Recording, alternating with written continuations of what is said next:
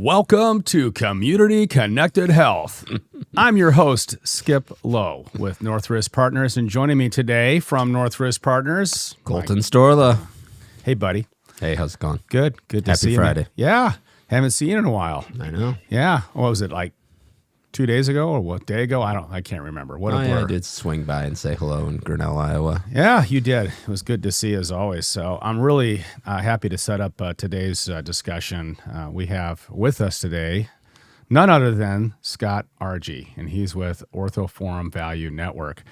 Really happy to have you here as we continue on this journey.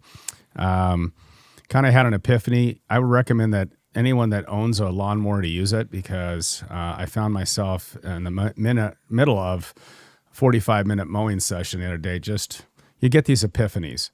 And it's a good time to critically think. It is, because you're kind of going through the motions and it's very linear. And, well, some people would say what we do every day is very linear, but not us. We're kind of going up and down and through all kinds of little channels here. But point I'm getting at is that I sat there and I was like, what is my duty? I think about all the people I deal with, and I've had the honor, just like you have, Colton, of dealing with people from all kinds of backgrounds. We deal with brain surgeons and people that start their own companies, and whether it's construction or pizza shops. I mean, it just goes all the way through the spectrum of business. And gosh, it's just amazing how there's just so many people that don't know what's going on when it comes to health insurance. Yep. And we're always saying, where does all this money go?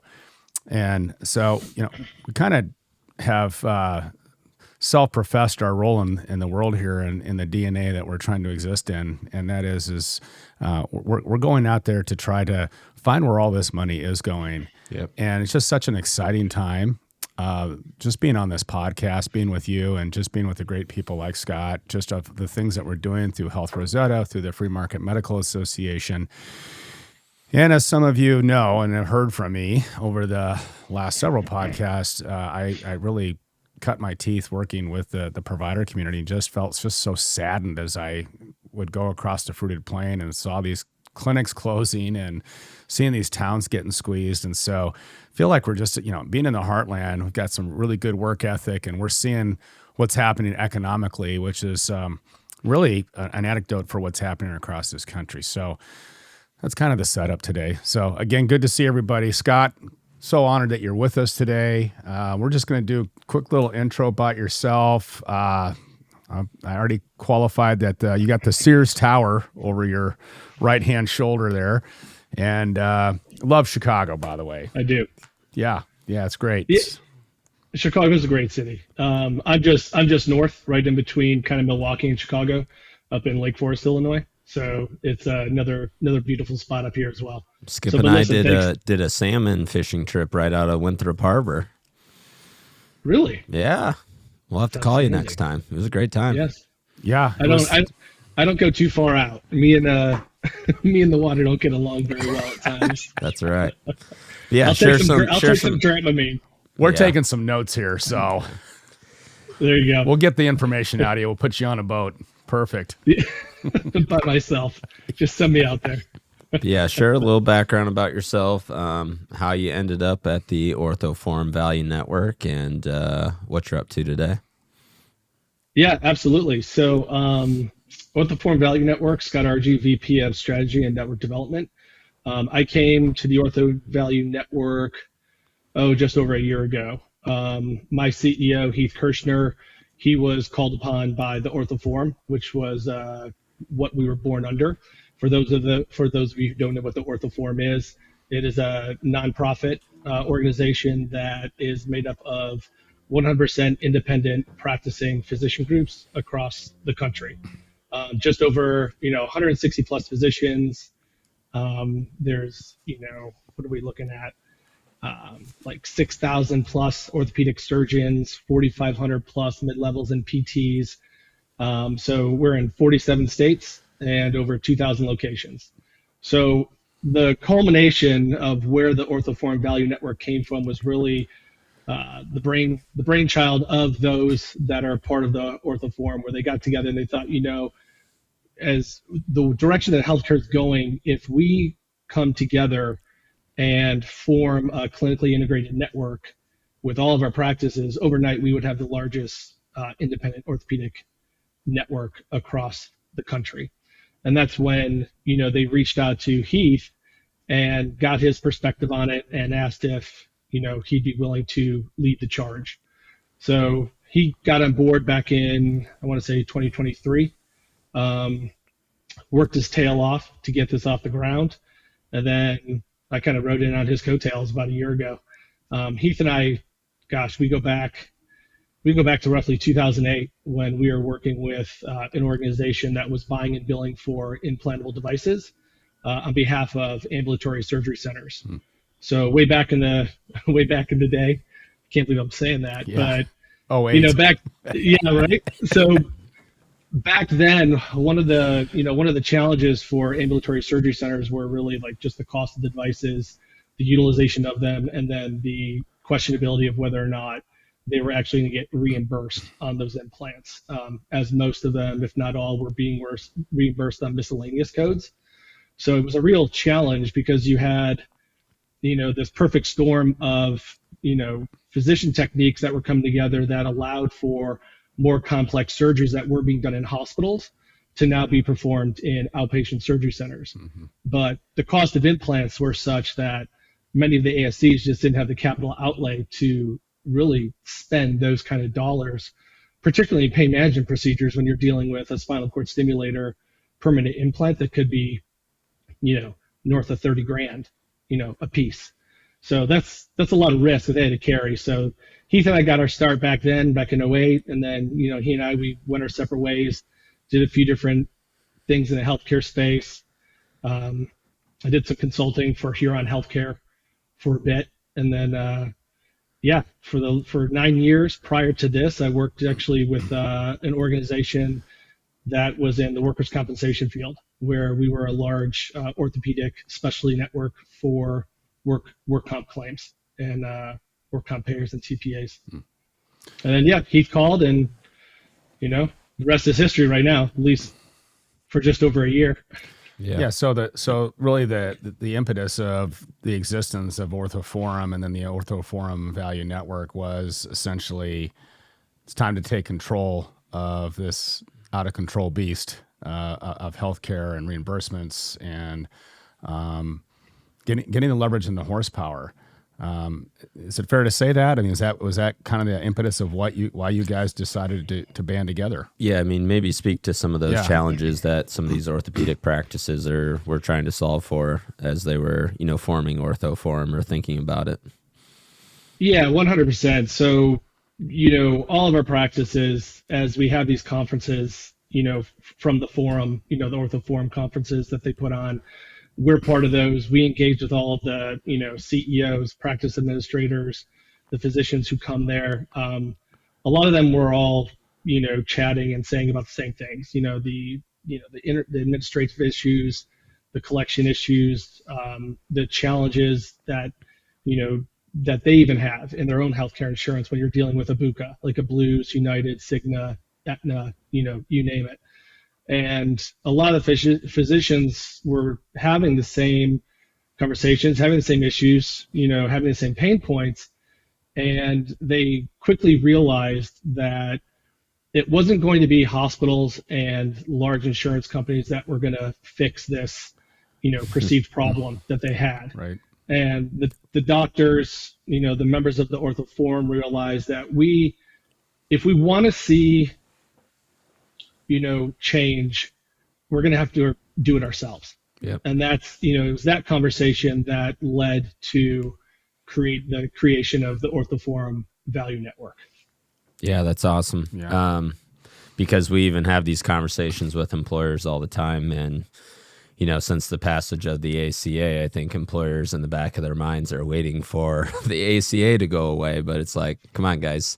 I don't think it's going away anytime soon. And so we can either continue to wait for politics to shift, or you can start to learn and educate yourself on what strategies that are available today and what action you can take today. Yeah, exactly. Yep. And that's the action that they decided to take. This is why, we are in existence. This is why, we're engaging with, self-insured brokers, we're dealing with, TPAs, self-insured employers, whether we're being written into the underlying health plan or whether, we're utilized as an additional benefit to those employees to, access high quality independent orthopedic care at, ambulatory surgery centers, should surgery be clinically necessary. And I think that's one of the greatest things about the OVN is that our network has already been curated so that it is specific to independent practicing physicians and ambulatory surgery centers. So any employer or any broker who utilizes us, we're all risk adverse, right? We try to be. And they look at us knowing that no matter who utilizes our network, they're going to get a great physician, and the surgery is going to be performed in an ambulatory surgery center if it's clinically appropriate. Yeah. Maybe you can speak to that a little bit more, especially if people, Skip and I always talk about, we're giving our employees unlimited credit cards in the form of health insurance ID card. They don't know cost, they don't know quality. And a lot of times, they're trained to start with your primary care physician. Your primary care physician will refer you to a specialist. The specialist will then, the whole rigmarole. And a lot of times, these health systems have built their own little vertically integrated models to capture that patient, whether it's through an urgent care, ER, or a primary care, to then funnel them up to, the bigger things like orthopedics. And maybe you can speak to cost and quality are probably not equal when surgery is being performed at an Ortho Forum Value Network provider versus a health system. Yeah, you said something really important there, and a shout out to the DPCs of the world as well, because we're seeing this, a ton. My own personal story, probably over the last, I'd say, 5-6 years, I've lost 4 primary care physicians, and it literally is because you have large health systems like, at the time it was North Shore, now it's, Endeavor Health and Northwestern here in the Chicago market. They're buying up these, independent practicing, primary care physician groups. And to your point, Colton, that's exactly what's happening. They're buying them up, rolling them into, their huge, healthcare system umbrella. And the expectation is that, they want to capture those referrals at, the primary care level. If they need orthopedic care, then they're expected to refer, into Northwestern, into these large health systems, which obviously is bringing cost to all of this. When we look at the OVN, when we look at, the independent practicing physician, when you look at, ambulatory surgery centers and, the cost of doing the procedure there, as well as, the pure, clinical cleanliness of it, there is a huge difference. So, if you want to go back and look at, just office visits, an average routine office visit is roughly 31% less in an independent practice versus hospital and clinic. Orthopedic surgeries, are on average 28% less in, an ASC setting versus, in HOPD. And that's 28% less in a hospital outpatient department. We're not even talking about what it would cost, inpatient. And then, when you're talking about higher dollar cases like total joints, having a total joint, whether it be knee, hip, shoulder, ankle, whatever the case may be, you're probably looking at a 30 to 40% decrease in expense when being done in an ambulatory surgery center. Obviously, if it's clinically appropriate. There's also studies out there that, show that ambulatory surgery centers are cleaner facilities to have procedures done in. So you have less chance of, getting staph. You have less chance of getting MRSA and things of that nature, which all of a sudden, if you're having, a total knee done in HOPD and you get one of those, very quickly that outpatient case becomes an inpatient concern. Yep. Obviously driving up cost.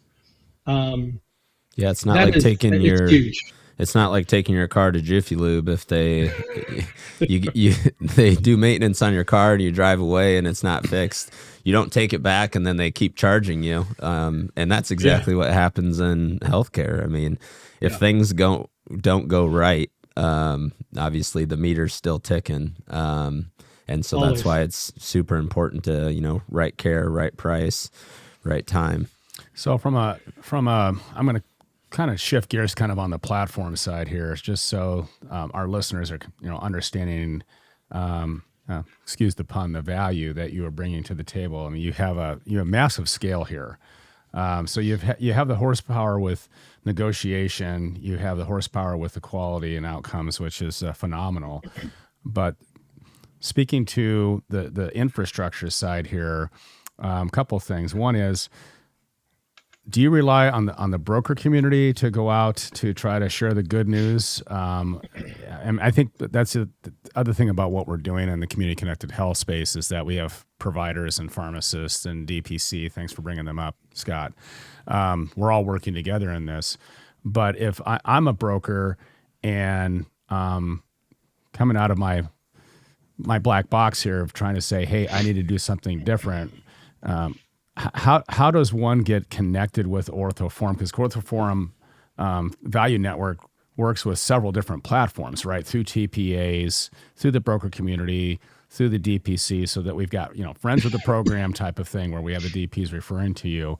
Can you maybe speak to that again? Just looking more of just the fundamentals here, because you guys are a huge piece of the puzzle here. But what if we have a TPA in a certain market? There are multiple platforms that you guys connect to. Does that make sense how I'm putting it out there? Because I'm a little eclectic sometimes, as you can tell. Thanks. I mean, here's my contact information. Yeah. It's like, thanks. Colton has been great. Brokers that participate in the self-insured space, employers will call us. We'll contact employers about it. Listen, we're at, to steal a line from Malcolm Gladwell, we're at the tipping point, or we're past it at this point in time. There are many employers and many entities that we speak to as it pertains to let's use that nasty word premiums, right? We have heard for 2026 alone, we've heard premiums. The lowest we heard was 9%. The highest we heard was 27%. What's happening right now is that employers have to start looking at this outside of the box. They have to start thinking about other ways that they could get high quality, particularly like specialty care. Because when you're talking about the three highest spends in an employer, you're talking about musculoskeletal care, you're talking about oncology, and you're talking about cardiology. Those are the three highest that they deal with. Musculoskeletal care far outweighs when you're talking about just sheer number of claims that are submitted. MSK takes the cake. So employers have to start looking. We can no longer kick the can down the road. They can no longer, on an annual basis, sign off on a premium. It's okay, same benefits. We're going to pay, another 15%. Now we don't have to do the work to, try to get our employees better benefits or try to save, the organization a few dollars. I think there needs to be more stakeholders that are involved in this. I think, you have CFOs that need to get involved. You need, finance to be engaging with HR and their directors of benefits. There needs to be numerous people in a boardroom talking about what the options are. And then you need folks like Colton and, other brokers in there to literally walk them through the steps of this is how you do it. Get a DPC, get, orthopedic, get orthopedic care on the specialty side, start using them. Because what you see is, you said it, Skip, the network we have is robust, and we expect it only to grow. For specialty care, it's not outlandish to drive 45 minutes or an hour to a really good doctor who's going to take care of you. It's happening every day here. I'll tell you that. Well, you talk to folks in more rural areas, and a lot of them are subject to only going to smaller acute care hospitals where I'm not saying they're bad, but I'm saying that if you want to see a hand specialist for your hand injury, if you want to see a shoulder specialist for your shoulder injury, or a knee specialist for your knee injury, it is completely worth it to drive to a specialist who literally is an expert in that field, on that body part, and is willing to treat you at a reasonable price, and if surgery is necessary, have it performed in an ASC. Yeah, it's frustrating sometimes because we talk to a lot of employers, and we've even answered a few RFPs lately, and the amount of questions that we get on, like, how do you educate our employees? What can you provide? Are there platforms? Are there documents? Are there one-on-one meetings? All these educational type things. But at the end of the day, sometimes I feel like employees want to choose easy and just go to the hospital down the road. And, it's super important to just educate the everyday American that, cost and quality is all across the board, across the United States. And don't go to Facebook and just post on a thread, who's a good orthopedic surgeon in my area? Find those data sources, and, we've got nurse navigators in a lot of our plans that, have that information at the tips of their fingers. Yeah. But 100%. And that's where care navigators play such a huge role too, in helping the employees find, a great surgeon, a great orthopedist, or whatever specialist we're talking about. Yeah. And I think it's that person for them. And I think, and that's kind of where I'm getting to the car chase here. And that is that because of the high quality, because of the horsepower, and because of the education that, as brokers, we have a duty to do to employees. I tell you what, they latch on, and here it comes, Colton. Everyone remembers zero. Yeah. And, through our nurse navigation programs, we let them know that, hey, they have a choice. If they want to take the ride they've been on, that is fine. However, it really comes down to educating that employee, and then you follow up with them. And what we're doing is mid-year educational meetings, because we know how it is. People fall asleep after 5 minutes, especially when I'm in the room, when I start talking about a whole different language that they don't talk about, and they're just automatically going to what it's going to hit on their premium. And we get a little hook in them. Say, hey, look, if you slow down, we can do DPC, we can do durable medical equipment, we can do, orthopedics. We have a network. We even do medical tourism. Well, we'll put some gas in your car, which is a big topic these days. We can help you with the overnight hotel stay. And a lot of these people are already driving, like you said, Scott. And so when they hear that word zero, it attracts them. And then we have the water cooler talk amongst the employees. Say, hey, I had a great experience. This is a great facility. They took good care of me. We downloaded their services on a digital credit card. They walked in, they said yes to the dress, and they paid zero. And I think that's the power we have here, that over any insurance plan that we have. And that's where I think that we've crossed that Rubicon, right? Where we're starting to get more employers wanting. They're frustrated with the cost, but once they hear what we're doing, it makes all the sense, because on the backside, on their charges, they're seeing significant savings. And we've been able to demonstrate that too. That's that other side of the coin talk that we're having, saying, hey, look, this is what this surgery cost you versus what it would have cost across the street or, 50 miles down the road. Yeah, I mean, Scott, you said it. Total joint, 30 to 40% savings by having that performed in ASC. And so, I mean, nothing's ever free.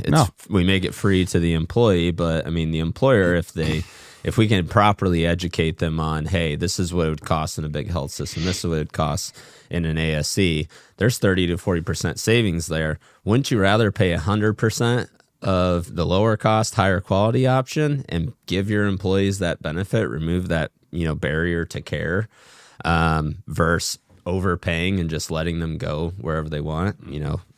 We've had that conversation too. It's like, even if you had a construction company and you asked your employee, hey, go buy a new company truck, you're probably not just going to give them the credit card and tell them to go, pick out a truck, you're probably going to tell them which dealership, which make, which model, because you've already done that research to say, hey, this is high quality, this is low cost, this is the direction we want to go. But, to Skip's point, we don't want to tell the employees what to do because they hate that. But if we can educate them and tell them the why, then they're more inclined to take advantage of some of those benefits. Yeah. Now, well, one knee surgery is a job, is what I say. We saved you a job. Well, yeah, and so I mentioned it earlier. This is why the Ortho Forum Value Network, the OVN, our network is so important because it eliminates the chance of a hospital knee procedure sneaking in there. So everything we do, independent care and ambulatory surgery center, surgeries. Again, obviously, I always want to preface this, if it's clinically appropriate. Obviously, they're not, if the patient's not able to have a total knee done outpatient at an ambulatory surgery center, then obviously the physicians are taking tremendous care to ensure that the correct facility is being utilized for that procedure. Yeah, well, some of the skeptics out there listening to this are going to say, well, you're just driving volume. And yeah, that's no, we're not. We're driving people to the right surgery at the right time at the right cost. And I can't hammer that enough. And we have the watchdogs, or I think that's what you call them, right? We have the people that are, we have watchdogs in the plan called nurse navigators, right?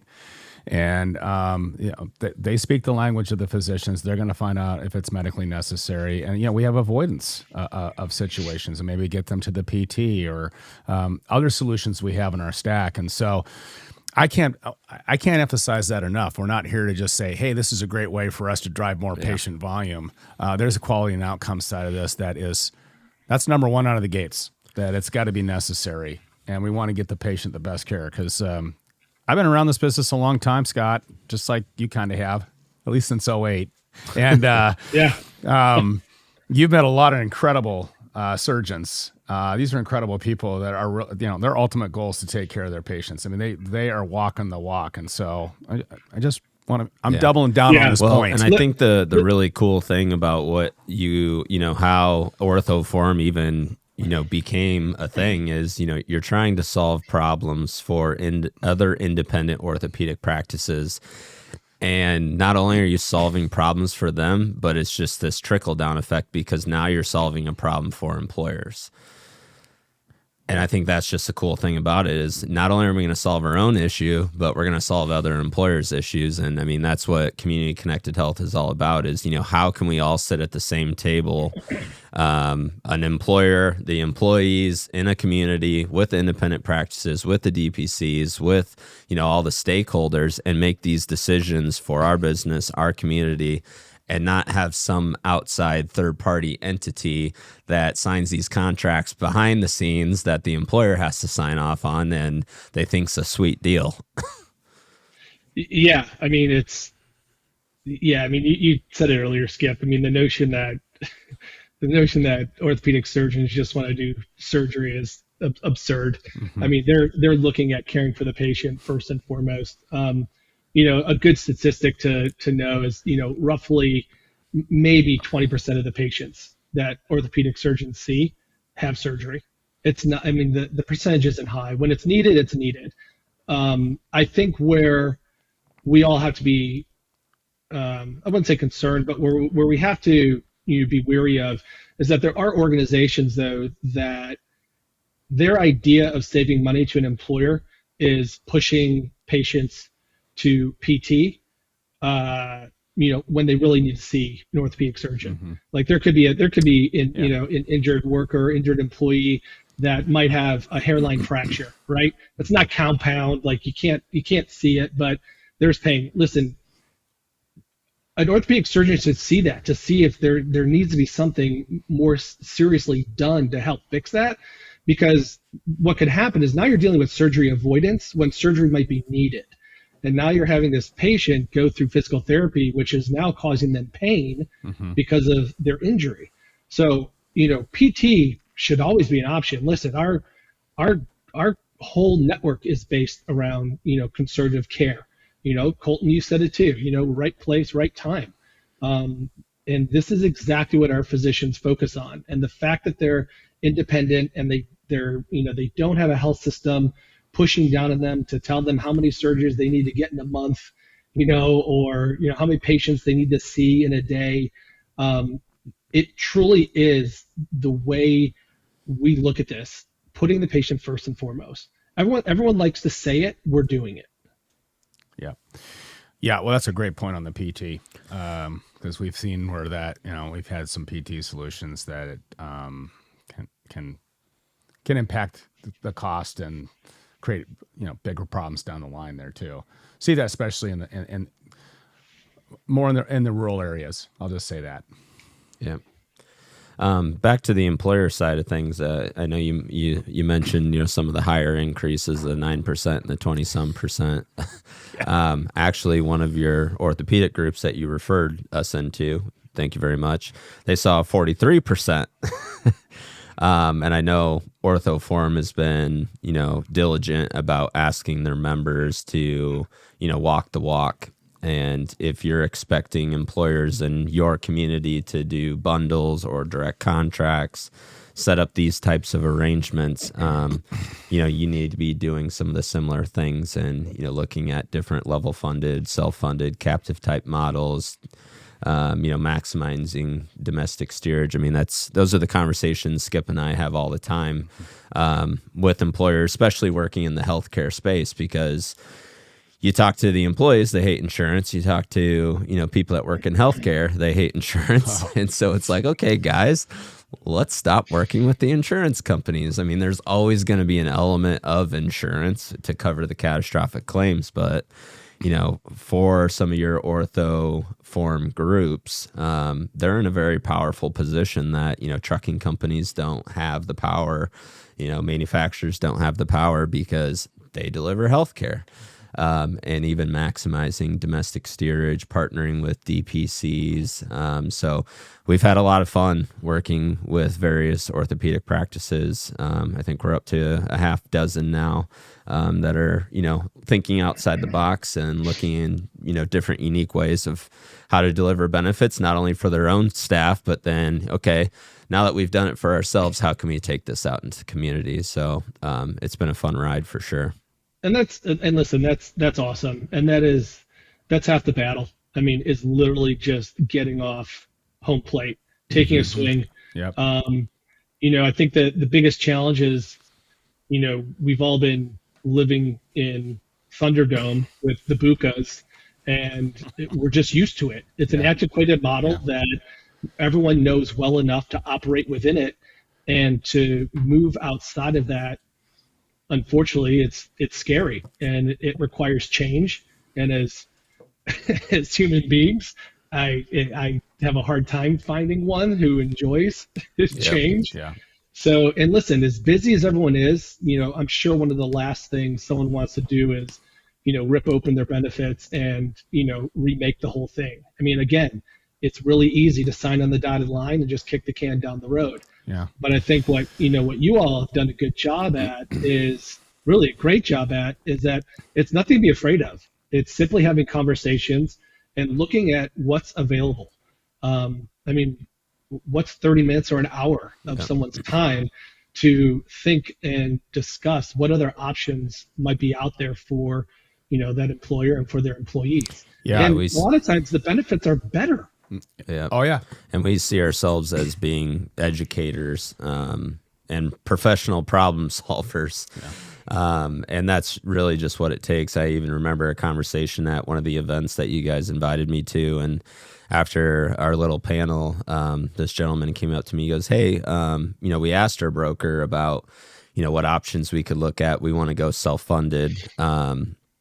And I just asked them, well, what did they, show you? Would they educate you on? And they're like, well, we're on a fully insured Cigna plan, and they showed us a self-funded Cigna plan, and and it was 20% higher. And I was just like, yeah, well, they do offer those types of plans, and you're moving in the right direction, but there are other options outside of, the Buca chassis. And a lot of times, people don't even know that. Like, hey, you can custom build your own health plan if you want to. You bring your own players to the table. You don't have to rely on these Buca carriers to administer your plan from top to bottom. Well, and I think what happens is there's a lot of employers, and I've said this before, that they had an experience a number of years ago and it didn't go so well, not with what we're doing, but with another carrier. And inevitably they had headaches with the formulary or something, and it hit the C-suite, and there's just so much fear out there. And then we also have to fight the fight out there with the folks in our community that, they don't want to put the work in to do this. This is not for the faint of heart. This is a highly engineered program that we're getting better at and better at and better at. And then over the last 5 years, we've seen an immense evolution. I just think it's stunning. You have a manufacturer that if they literally lose a part on the floor in their CNC machinery, they lose money. And yet they're willing to just write this endless check every year for 4, 5, 6, 7%. And I'm not an accountant, but I think if you take $1 and take it times 0.07 in 12 years, it's $2, according to my calculations. And so it's just getting past this fear factor. It's been difficult, and you got to have accountability, and accountability is going to have to be with that broker. We're educators, but we're also going to be there to make sure that we're going to solve the problems as they arise, because it's not a perfect world. And even the BUCA world that they've existed in, it's far from perfect. They've made it look like it's just going to be a smooth ride, but just getting past this fear on all angles is, I don't know, do I say frustrating? Yeah, it's kind of frustrating, but I think we're seeing a lot more movement. And I think when you see employers are looking at their renewals, they've already gone every rung of the ladder to narrow their networks and go to the HSAs, and they've got, $18,000 family out of pockets, and they still have a $3,000 premium. It's like, I think, yeah, we're kind of past that point now where they're going to challenge us, and we're ready. We're ready for the occasion. And I think, go ahead, Scott. Yeah, I think, you brought up a good point when it comes to the employers and like dropping a piece on the floor at a manufacturing plant and, writing it off and saying, well, it's just a screw, or it's just a utensil that they're utilizing, right, for fabrication. Where those companies see that tool or that widget, most likely there is a price associated with that piece. So they know what that costs. They know what it will cost to replace that. In healthcare, in orthopedics, in anything, it's tough for them to put a handle on it. Like, we've talked to employers where we say, well, how do you know how much money to put aside for your healthcare, for orthopedic care? And they'll just go like this, and here's the bundle of money. We put that bundle of money here, and then whatever's left over, we'll say, oh, okay, well, we had this much, we spent this much, so maybe next year our bundle, for 2026 is this. Mm-hmm. Maybe after 2026 for 2027, maybe the bundle the bundle of cash will be this big. Keeping on the word bundle, so on our platform, we actually post, our practices post what a day of surgical bundle would be for an ACL repair, for a total knee, for a total hip. So employers can go on there and they can actually see what that whole item costs. Mm-hmm. So it becomes, like a marketplace. Mm-hmm. And all of a sudden, if you have your employees utilizing that, you understand what's being spent. Now all of a sudden, that employer can now start, forecasting what their orthopedic spend is going to be, rather than putting this, magical bundle aside on how much money needs to, be saved or put aside for orthopedic care. Now they say, you know what, based on the numbers we saw last year on the bundles that we bought through the OVN, you know what, here's a more realistic number that we can put forth going forward. Because at the end of the day, everyone wants transparency. Mm-hmm. And, we're absolutely willing to provide that. We have nothing to hide when it comes to, high quality care, reasonable prices, and, fantastic surgeries. Well, you're driving a wedge in the system, and it's phenomenal. And, my Christmas wish list is I'd like to see this happen in other surgical situations. We are starting to see a little bit, right? And the movement is out there, and the movement is strong, and it's only going to get stronger. But if you look at it, we're trying to bring the tangibility of healthcare because there's so many things that go into it, and it's, loss of productivity I can't put on a spreadsheet, but we want to just drive the experience for the member at the end of the day. And if they have a good experience, I mean, you can avoid a morale hazard. Everybody's here with that C-suite and the HR department. And that's really what it comes down to. Everybody is happy at the end of the day, right? Yeah, I think everyone like at that C-suite though needs to take an interest in their healthcare benefits, because it is one of the higher costing aspects of running an organization. And I mean, really from the top down. And it's, we hear about it all the time. Like last year at Health Rosetta, they talked about it a lot. We'll be at Health Rosetta this year. We'll actually be promoting the OVN with an organization called HURT and an organization called Health Me.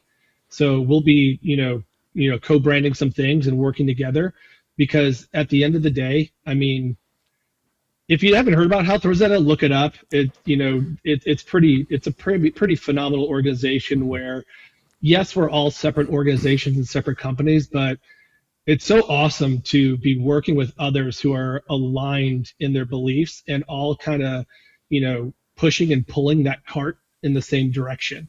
Yep. We're all putting the goodness of self-insure, independent healthcare, ambulatory surgery center, transparent pricing. We're all putting that first and foremost above, profitability and everything else. It's funny, it was Health Rosetta last year that I was at. I made the mistake, and I'll own this. I made the mistake, someone coming up to the booth and we were talking about healthcare, and I said, healthcare's broken. And they stopped me like in my tracks. Yeah. They said, no, healthcare is not broken. I'm like, please share more. They said, healthcare is designed and is working, and it is, working just fine for those that it is supposed to benefit. Yep. And that is hospitals, large healthcare systems, and insurance companies. Yep. And I mean, I literally was godsmacked. I walked away. I was like, I need a glass of water, because I just a light bulb just went Neither off. of you were wrong. But I mean, there are a lot of forces against us, like you said, big health systems, large insurance carriers, but this alignment that we have through Ortho Forum Value Network, Free Market Medical Association, Health Rosetta.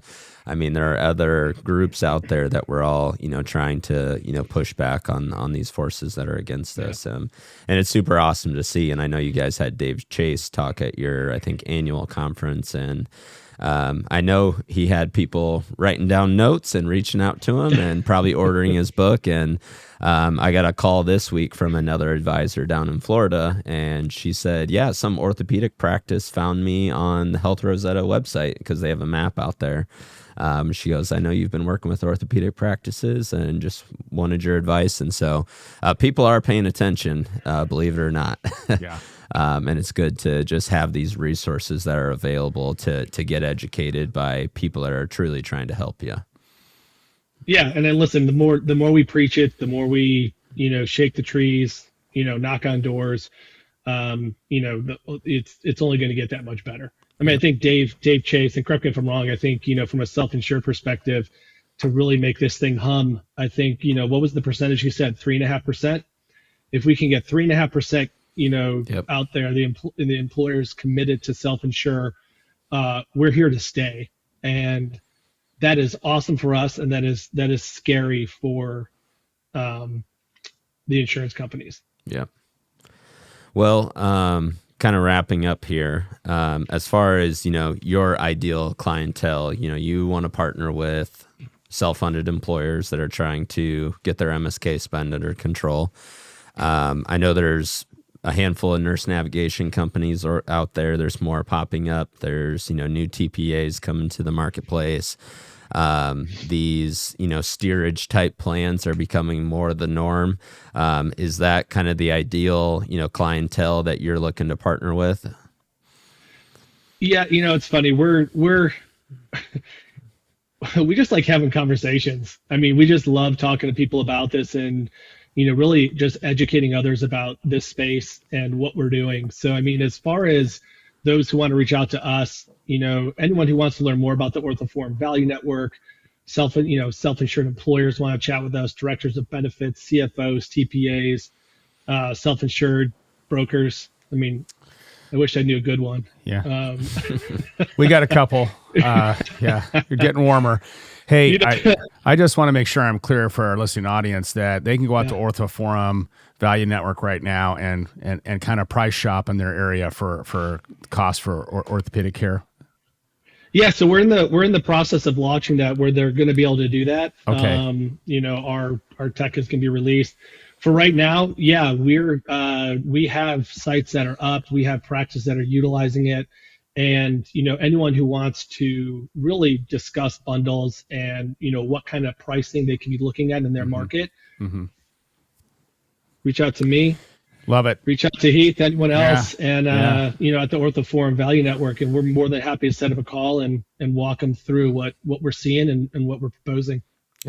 Yeah, I'm just going to say again, just to have the people come to me, because every year seems like the same story when you're doing these employee meetings, but when they come up to you after the meeting to say, hey, this really made a difference, $5,000 is a lot of money, and it's life-changing. And the care. And we're seeing that on the DPC too. So just phenomenal work. We got a lot of work ahead of us though. I just signed on a 25-year extension with Northwest Partners for everyone listening that's been wondering if I'm going to retire. Cole's not going to let me anyway. We got a lot of work to do. We got a lot of work to do. But and Scott, finally, it's here. Yeah. I love that. Scott, I think you said it, clearly. We just want to have conversations and educate and, see what works. And like I said previously, just sitting at the right table with all the right players and trying to make this whole equation work for everybody. The business, the practices, the employees, the community, everything. So appreciate your time and education. Mission alignment. Listen, it was my pleasure. Thanks for having me. And I encourage everyone to check out Northwest Partners and the OPN. I really do. We'll see you at Rosetta Fest. Yeah, I can't wait. Yeah, looking forward to it. Thank you both. All right. Sprite Zero for me. See ya. Cheers. See you, buddy.